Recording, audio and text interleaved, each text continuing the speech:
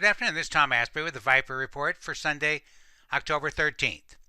Well, the interesting development last week on the trade front was accompanied by very strong technical action. As I pointed out to subscribers to the Viper ETF and the Hot Stocks Report Friday morning before the open, the AD lines had flipped back to positive.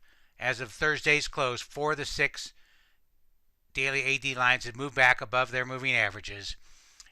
And by Friday's close, all 6 were now in positive territory. This suggests that the correction is over, and while I don't necessarily believe the path to a trade deal will be smooth, it seems like the market believes it.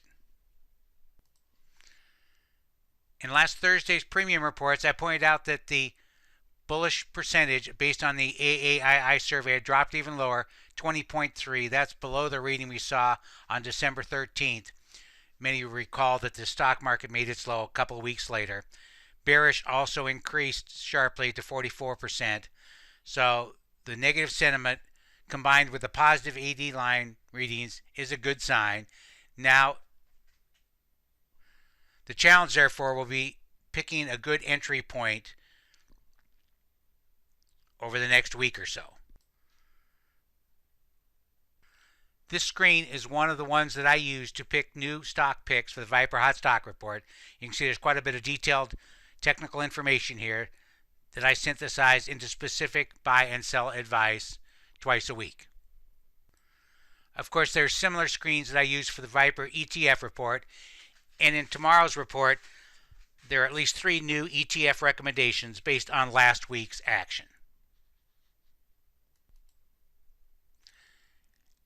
As part of both services, there are free reports that are sent out over the weekend for both stock and ETF traders.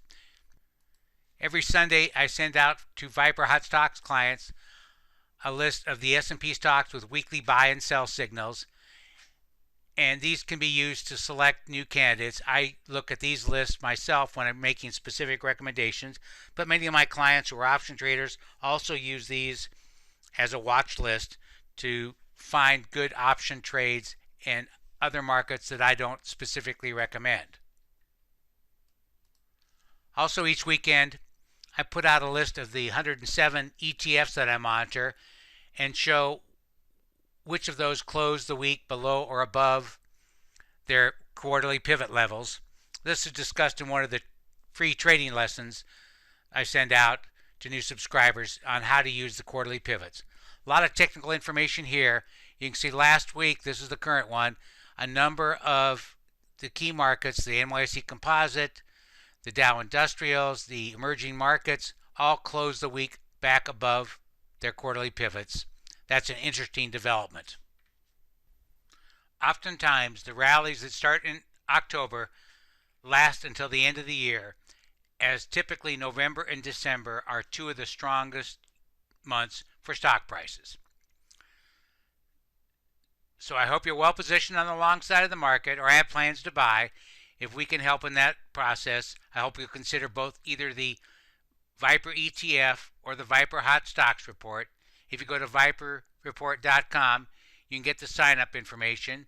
You can see the headlines at the top of the page. Just click on one. It'll take you through to sign up through PayPal.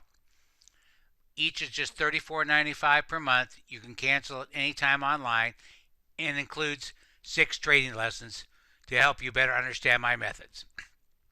I plan on having another technical update in the middle of the week. Thank you very much.